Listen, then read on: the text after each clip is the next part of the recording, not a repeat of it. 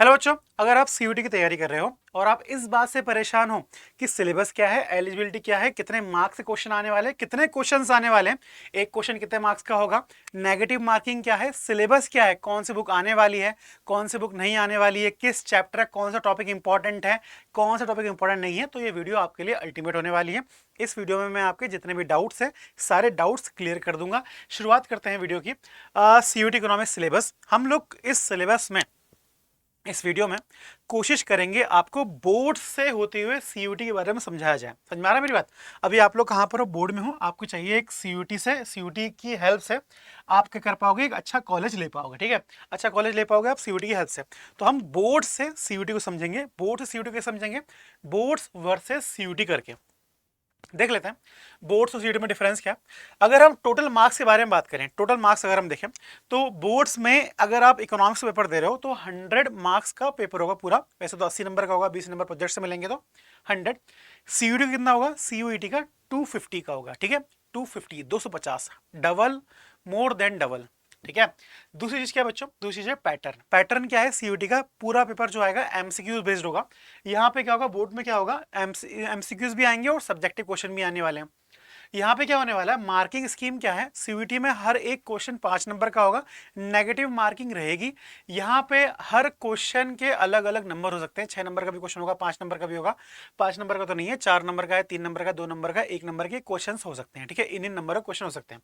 ठीक है, यहाँ पर नेगेटिव मार्किंग नहीं है। ठीक है, अच्छा ऐसा बताने वाली बात तो है कि अगर एक एक क्वेश्चन 5 मार्क्स का है तो कितने क्वेश्चन है यहाँ पे, टोटल कितने क्वेश्चन है? 50 क्वेश्चन है। हैंस टोटल कितना हो जाएगा? 250 मार्क्स। ठीक है, आप लोग डिवाइड करके भी निकाल सकते थे नंबर ऑफ क्वेश्चन कितने आते हैं, जीएटी भी पढ़ना ही है आपको। ठीक है, तो 50 क्वेश्चन होंगे, एक क्वेश्चन 5 नंबर का, टोटल 250 मार्क्स का। ठीक है, ये वाली बात क्लियर है। अब इसके बाद आता है सिलेबस। सिलेबस मतलब कौन सी बुक्स आने वाली है। अगर हम बोर्ड्स में देखें तो बोर्ड्स में कौन से आने वाली है, मैक्रो और आईईडी। अगर आप सीबीएसई के हो तो मैक्रो और आईईडी आएगी। अगर आप आईसीएसई के हो तो आपने मैक्रो और माइक्रो पढ़नी है। कहाँ पे? 12th क्लास में पढ़नी है। ठीक है, और अगर हम सीयूटी का देखें तो सीयूटी में 3 किताबें आने वाली है, मैक्रो, माइक्रो और इंडियन इकोनॉमिक डेवलपमेंट। क्लियर? एक एक करके इन इन इनके सिलेबस के बारे में देख लेते हैं कि माइक्रो में क्या क्या सिलेबस है। माइक्रो में अगर आप सिलेबस देखो तो पहला जो चैप्टर है हमारा इंट्रोडक्शन ऑफ माइक्रो इकोनॉमिक्स, वो तो आएगा ही। प्रोडक्शन पॉसिबल कर्व जो है वो भी आएगा। जो सेकंड चैप्टर हमारा कंज्यूमर बिहेवियर, कंज्यूमर बिहेवियर के बारे में यहाँ पे देखो क्या लिखा हुआ है। यहाँ पे लिखा है utility approach, single and two commodity approach लिखा हुआ है। यहाँ पे इसका मतलब क्या है? इसका मतलब कार्डिनल अप्रोच की ऑर्डिनल अप्रोच लिखा हुआ है। इसका मतलब यह है कि यहाँ पर जो सीयूटी का सिलेबस है, सीयूटी के सिलेबस में जो ये लिखा हुआ है, ये लिखा हुआ है कार्डिनल अप्रोच के बारे में लिखा हुआ है, ऑर्डिनल अप्रोच के बारे में नहीं लिखा है। मतलब जो सीयूटी का सिलेबस है, सीयूटी के सिलेबस में ऑर्डिनल अप्रोच के बारे में नहीं लिखा हुआ है। पर क्या क्वेश्चन यहाँ से आ रहे हैं? क्या क्वेश्चन यहाँ से आ रहे हैं? ऑर्डिनल अप्रोच से क्वेश्चन आ रहे हैं क्या? बिल्कुल क्वेश्चन यहाँ से आ रहे हैं। क्लियर? तो हमें ये वाली बात समझनी है। सिलेबस में नहीं दिया पर फिर भी हमें कवर करना है। ठीक है, तो इसलिए आपको ये वीडियो देखनी है और यही इस वीडियो का गोल है कि आपको जो राइट जानकारी, जो एक्सपीरियंस है वो शेयर कर पाए। आते हैं आगे। डिमांड पढ़ना है आपको, इलास्टिसिटी और डिमांड पढ़ना है, पूरा पूरा चैप्टर पढ़ना है। इसकी जो एप्लीकेशन है वो आपको आखिरी यूनिट में पढ़ना है। ठीक है, माइक्रो इकोनॉमिक्स की। आते हैं थर्ड यूनिट में प्रोडक्शन एंड कॉस्ट। इस चैप्टर में आपको प्रोडक्शन इक्विलिब्रियम, कॉस्ट, रेवेन्यू, इन सब टॉपिक के बारे में पढ़ना है। इसमें बहुत सारे ग्राफ्स है, वो सारे ग्राफ्स पढ़ने हैं आपको। सारे ग्राफ्स इंपॉर्टेंट है। सारा जो इसमें जो कॉन्सेप्ट है वो सारे कॉन्सेप्ट इंपॉर्टेंट है। यहाँ से क्वेश्चन आते हैं और बच्चे यहाँ से परेशान होते हैं। इसमें ध्यान देने वाली बात यह है इसमें कि यहाँ पे शॉर्ट रन और लॉन्ग रन दोनों दोनों पढ़ना है। ठीक है, शॉर्ट रन लॉन्ग रन दोनों पढ़ना है, ये वाली बात याद रखिएगा। क्लियर? यहाँ से लॉन्ग रन से क्वेश्चन आ रहे हैं। फिर मैंने बता दिया आपको ये सारा सारा प्रोडक्शन इक्विलिब्रियम वगैरह। Theory of firms under perfect market condition. Perfect market condition है, इसमें याद रखिएगा कि इम्परफेक्ट नहीं है। इम्परफेक्ट मार्केट के बारे में हमें नहीं पढ़ना है। क्लियर? इम्परफेक्ट मार्केट के बारे में हमें नहीं पढ़ना है, सप्लाई के बारे में पढ़ना है, इलास्टिसिटी ऑफ सप्लाई के बारे में पढ़ना है, पर इम्परफेक्ट मार्केट के बारे में नहीं पढ़ना है। ये आखिरी यूनिट है। आखिरी यूनिट में क्या है? मार्केट इक्विलिब्रियम मार्केट इक्विलिब्रियम और एप्लीकेशन। ये यूनिट बहुत ज़्यादा इंपॉर्टेंट है माइक्रो इकोनॉमिक्स की। अगर आपने माइक्रो इकोनॉमिक्स पढ़ी हुई है तो आपको ये बात मालूम है। क्यों इंपॉर्टेंट है ये यूनिट? इसलिए इंपॉर्टेंट है क्योंकि ये यूनिट फाइनल यूनिट है। इसमें आप अल्टीमेट जो आप पूरा 4 यूनिट से सीख के आ रहे हो वो आप यहाँ लगाने वाले हो। जैसे डिमांड और सप्लाई आप सीख के आ रहे हो तो यहाँ पे आपको सीखना है कि भाई डिमांड के बढ़ने से या सप्लाई के कम होने से क्या फर्क पड़ता है, प्राइस में क्या फर्क पड़ता है, क्वांटिटी में क्या फर्क पड़ता है, इलास्टिसिटी वो इक्विलिब्रियम में क्या फर्क पड़ता है। ये सारी चीजें हमें यहाँ पे लगानी है। हमें इस चैप्टर में पढ़ना है प्राइस सीलिंग, प्राइस फ्लोर, बहुत इंपॉर्टेंट बात है, ठीक है। मार्केट इक्विलिब्रियम, प्राइस डिटरमिनेशन, ये सारी चीजें हमें इस चैप्टर में पढ़ना है। और again very very important chapter in terms of CUET exam और आपके सीबीएसई के एग्जाम से भी है, मतलब 11th में अगर आप हो तो। फिर अगला है इंडियन इकोनॉमिक डेवलपमेंट, ठीक है। इंडियन इकोनॉमिक डेवलपमेंट, ये इसी खास बात ये है कि 2025 में ये नहीं थी, इंडियन इकोनॉमिक डेवलपमेंट नहीं थी। मैक्रो आ रही थी और मैक्रो और माइक्रो ही आ रही थी, इंडियन इकोनॉमिक डेवलपमेंट नहीं आ रही थी। क्या 2025 से पहले इंडियन इकोनॉमिक डेवलपमेंट थी क्या? बिल्कुल थी। 2025 से पहले इंडियन इकोनॉमिक डेवलपमेंट अच्छी खासी आ रही थी, माइक्रो कम आ रही थी। पर इन लोगों ने क्या करा 2025 में, पता नहीं क्या इनको चढ़ा कि 2025 में इंडियन इकोनॉमिक डेवलपमेंट नहीं थी। फिर 2026 में इनको अपनी गलती का एहसास हुआ तो 2026 में इंडियन इकोनॉमिक डेवलपमेंट ऐड हुई है। क्लियर? अब इंडियन इकोनॉमिक डेवलपमेंट में 3-4 यूनिट है। अगर हम चैप्टर्स में देखें तो 8 चैप्टर्स हैं। पहला जो यूनिट है उसमें हमें पढ़ना है 1947 से लेकर 1990 में जो इकोनॉमी की हालत थी हमारे देश की, वो देखना है। पहला चैप्टर इसके अंदर है Indian economy at the eve of independence. हमारे देश में एग्रीकल्चर, इकोनॉमी, रेसिडेंस, जो ऑक्यूपेशन, इंफ्रास्ट्रक्चर, हमारा एग्रीकल्चर, हमारा इंफ्रास्ट्रक्चर मैंने बोल दिया है, हमारा फॉरेन रिलेशंस, हमारी हैंडीक्राफ्ट इंडस्ट्रीज क्या हालत थी हमारे देश के अंदर, मॉडर्न इंडस्ट्री की हालत क्या थी हमारे देश के अंदर, कैपिटल गुड इंडस्ट्री की हालत क्या थी, ये सारी चीजें हमें पढ़नी है Indian economy at the eve of independence में। सेकंड जो चैप्टर आता है इसके अंदर वो आता है 1947 से लेकर 1991 तक जो इकोनॉमिक रिफॉर्म हमने लिए हुए हैं वो सारा हमें पढ़ना है। प्लानिंग कमीशन पढ़ना है, 1946 की इंडस्ट्रियल पॉलिसी पढ़ना है, हमें ग्रीन रेवोल्यूशन पढ़ना है, ये सारी चीजें हमें यहाँ पढ़ना है, ठीक है। अब आता है दूसरा इकोनॉमिक रिफॉर्म। इंडियन इकोनॉमी 1991 में हम लोगों ने इकोनॉमिक रिफॉर्म पढ़े हैं, एलपीजी रिफॉर्म। अगर मेजर बात करें तो लिबरलाइजेशन, प्राइवेटाइजेशन, ग्लोबलाइजेशन, ये 3 बड़े स्ट्रक्चरल रिफॉर्म लिए थे। तो उसी नाम से चैप्टर है और ये आपको पढ़ना है। इस चैप्टर से केस स्टडीज भी आ जाती है, इस चैप्टर से क्वेश्चन भी आते हैं अच्छे खासे, आउटसोर्सिंग का क्वेश्चन आता है। तो ये कुछ इंपॉर्टेंट टॉपिक्स हैं यहाँ पे। आगे देख लेते हैं current challenge facing Indian economy. आपने क्या करा, पहले पढ़ लिया कि इंडियन इकोनॉमी 1991 या फिर आप बोल लो कि रिफॉर्म जो कर रहे हैं वो आपने पूरा हिस्ट्री वाइज पढ़ लिया कि जो अभी प्रेजेंट कंडीशन है वो ऐसे कौन से हमने स्टेप लिए थे पास्ट में, जो प्रेजेंट जो कंडीशन है वो आई है, ठीक है। अब प्रेजेंट कंडीशन में ह्यूमन कैपिटल का क्या सीन है, ह्यूमन डेवलपमेंट का सीन क्या है, प्रेजेंट कंडीशन में रूरल डेवलपमेंट का सीन क्या है, प्रेजेंट कंडीशन में एम्प्लॉयमेंट कितना है, अनएम्प्लॉयमेंट कितना है, वो सारी बातें आप इस यूनिट में पढ़ोगे। बहुत सारे अनएम्प्लॉयमेंट, एम्प्लॉयमेंट, बहुत सारा डेटाज है, ह्यूमन कैपिटल फॉर्मेशन में डेटा है, रूरल डेवलपमेंट में डेटा है। ये सारा का सारा जो कंटेंट है ये बहुत इंपॉर्टेंट कंटेंट है और फुल ऑफ डेटाज वाला कंटेंट है। आपको एक एक डेटा देख के समझना पड़ेगा हालत क्या है। एक एग्जांपल की तरह अगर मैं बताऊं आपको, तो अगर आप रूरल डेवलपमेंट देखोगे तो रूरल डेवलपमेंट में बहुत सारे इंडिकेटर्स हैं, बहुत सारे फैक्टर्स हैं जो रूरल डेवलपमेंट कर सकते हैं। पर एक जो बहुत बड़ा फैक्टर है क्रॉप प्रोडक्शन, जो लोग क्रॉप प्रोड्यूस कर रहे हैं, जो गेहूं चावल प्रोड्यूस कर रहे हैं, वो एक ऐसा फैक्टर है। वो लोग ऐसे लोग हैं जो लोग बहुत ज्यादा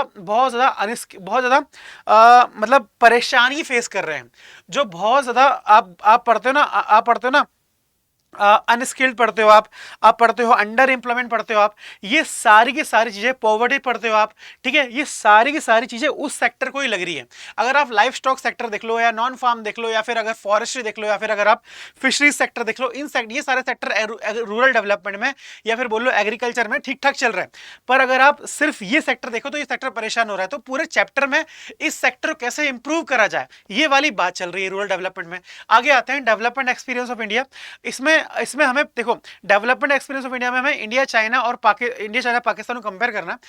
इंडिया ने ऐसे कौन से स्टेप लिए हैं जिसकी वजह से इंडिया आज पीछे है चाइना से, चाइना ने ऐसे कौन से स्टेप ले लिए हैं, चाइना हमसे इतने आगे क्यों है, चाइना ने ऐसे मतलब एलपीजी रिफॉर्म ने ऐसा क्या कर दिया चाइना के साथ तो चाइना इतना रिफॉर्म हो गया, चाइना इतना आगे बढ़ गया, डिफरेंस क्या है चाइना और इंडिया में अभी तक, ये सारी बातें हम इस चैप्टर में पढ़ेंगे। आगे देख लेते हैं, हम मैक्रो देख लेते हैं। Macro economics is easy. Macro economics में जो पहला यूनिट है वो है Indian national income accounting. National income accounting में जितना भी आपको एनसीईआरटी के अंदर दिया है वो सारा का सारा पढ़ना है। Personal income, personal disposable income भी आपको पढ़ना है इस सिलेबस में। मतलब आपको 12th क्लास में सिलेबस नहीं है, बोर्ड में आपको personal income, personal disposable income नहीं पढ़नी है, पर आपको यहाँ पे कवर करना है, ठीक है। पहली चीज money and banking, money and banking आपकी 12th क्लास की जो किताब है मैक्रो इकोनॉमिक्स, उसमें इवोल्यूशन ऑफ मनी दिया हुआ है, वो आपको बोर्ड के लिए नहीं पढ़ना है, ठीक है। आपको सीयूटी के लिए भी नहीं पढ़ना है। आपको आपको इसमें पढ़ना क्या है फिर, इसमें आपको ये सारी चीजें पढ़नी है, बैंक, सेंट्रल बैंक के फंक्शन, मनी सप्लाई वगैरह, ये सारी चीजें पढ़नी है आपको। और आपको पढ़ना है जो करंट इकोनॉमी में जो चैलेंज आ रहे हैं, जो रिफॉर्म्स हो रहे हैं मनी बैंकिंग के रिगार्डिंग, वो सारी चीजें भी पढ़ना है, क्योंकि यहां से वो लोग क्वेश्चन पूछ लेते हैं। ध्यान देने वाली बात यह है कि कई कई बार ऐसा देखा गया है कि 4-4 5-5 क्वेश्चन इसी यूनिट से पूछ लिए इन लोगों ने। समझ में आ रहा है मेरी बात? कई बार बच्चों को लगता है कि determinants of income and employment बहुत इंपॉर्टेंट चैप्टर है, पर ज्यादातर तौर पे अब ये इस चैप्टर से कम सवाल पूछ रहे हैं, अब मनी एंड बैंकिंग से ज्यादा सवाल पूछ रहे हैं। चलिए ठीक है, determinants of income and employment बहुत इंपॉर्टेंट चैप्टर है, सीबीएसई में तो ये हाईएस्ट नंबर देने वाला चैप्टर है ये। यहाँ पे भी अच्छा खासा नंबर देता है। कीन्स की थ्योरीज यहाँ पे हमें पढ़नी है, हमें एक्सेस डिमांड, एक्सेस सप्लाई के बारे में पढ़ना है, हमें इक्विलिब्रियम के बारे में पढ़ना है, हमें एम्प्लॉयमेंट के बारे में पढ़ना है, ये सारी चीजें हमें पढ़ना है। एग्रीगेट डिमांड, एग्रीगेट सप्लाई के बारे में पढ़ना है हमें इस चैप्टर में। तो ये चैप्टर बहुत इंपॉर्टेंट चैप्टर है। इसमें बस याद रखिएगा जो कॉम्प्लिकेटेड न्यूमेरिकल्स है उस पे फंसिएगा नहीं। एक एक कंसेप्चुअल न्यूमेरिकल्स आ रहे हैं, कंसेप्चुअल न्यूमेरिकल्स आ रहे हैं, उसको ध्यान दीजिएगा। और फॉर्मूले को डिराइव करने वाला नहीं आ रहा है यहाँ पे, clear. Government budget and economy, government मतलब revenue receipt, capital receipt, revenue expenditure, capital expenditure, जो फॉर्मूलेज है, जो फिस्कल डेफिसिट, पर्सनल, जो हमारा कौन सा फॉर्मूला है, ये रेवेन्यू एक्सपेंडिचर का जो फॉर्मूला है, रेवेन्यू डेफिसिट जो फॉर्मूला है, यहां से क्वेश्चंस आ रहे हैं, ठीक है। आगे देख लेते हैं, open economy, balance of payment और फॉरेन एक्सचेंज, यहां से क्वेश्चंस आ रहे हैं बच्चों। अच्छे खासे कॉन्सेप्चुअल क्वेश्चंस आते हैं इस चैप्टर से। तो ये कुछ क्या है, हमारा मैक्रो इकोनॉमिक्स से चैप्टर्स हैं, ठीक है। अच्छा, अब बात ये आती है कि सर चैप्टर तो सबको पता है सर सर हमें पता है कि मार्क्स इतने नंबर के आने वाले, क्वेश्चन इतने नंबर के ये आने वाला है, इतने नंबर का वो आने वाला है, हमें पता है ये वाली बात। पर आप ही बताओ कि 250 में से 250 कैसे स्कोर करें, जो हमारा मनपसंद कॉलेज है एसआरसीसी, वहां तक कैसे पहुंचे।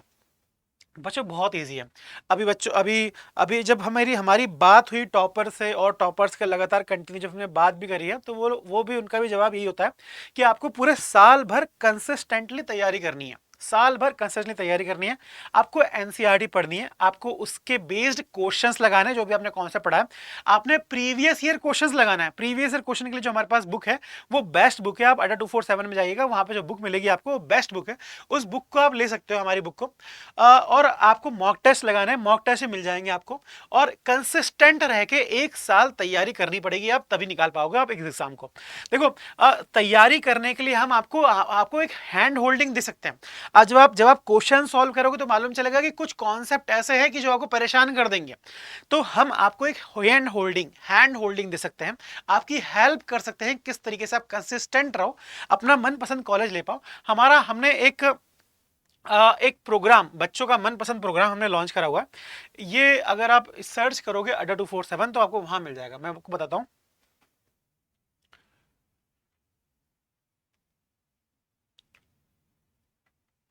अगर आप अड्डा 247 सर्च करोगे तो आपको वेबसाइट मिलेगी।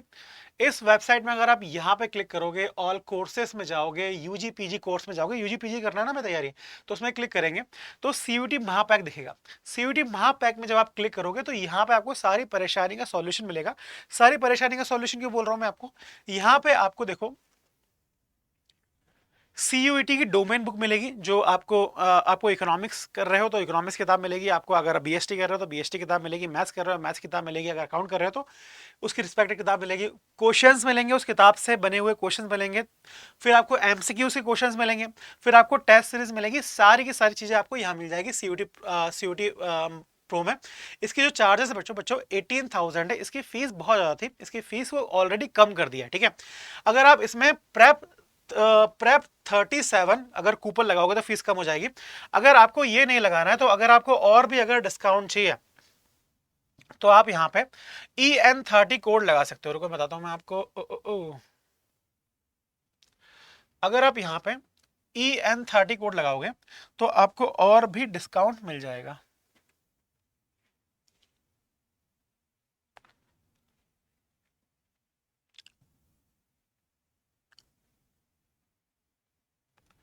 ठीक है, तो आपकी फीस देख लो कितनी कम हो गई है अगर आप EN30 कोड लगा रहे हो तो ये वाली खास बात है बच्चों, आपकी फीस बहुत ज़्यादा कम हो जाएगी अगर आप EN30 को कोड लगाओगे।